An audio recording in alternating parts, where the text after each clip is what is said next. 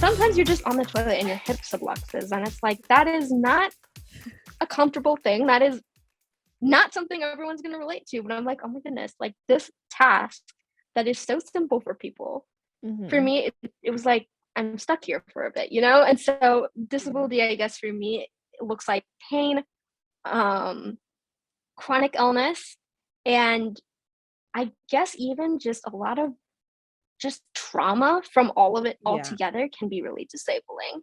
Medical trauma, you know, trauma from having chronic pain and just the experience of it and developing it, and how the body changes and how the mind changes. I think that's what disability is for me. Yeah.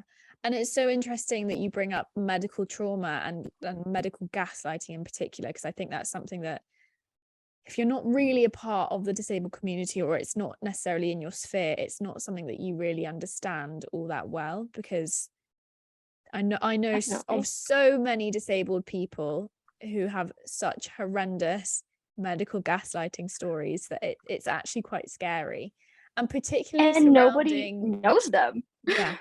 Particularly surrounding chronic illness, because I think it's something that you can't physically see.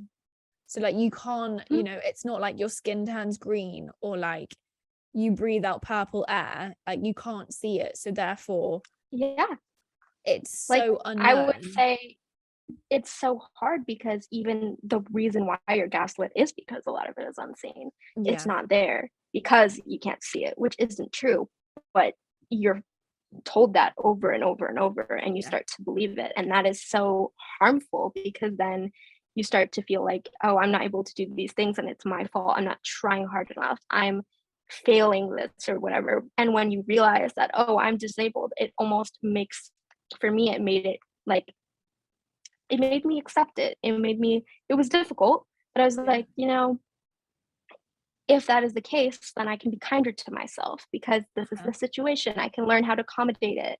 I can learn how to get disabled parking, all these different things, since I can't walk very far because I have fatigue, because I have chronic pain, all these things.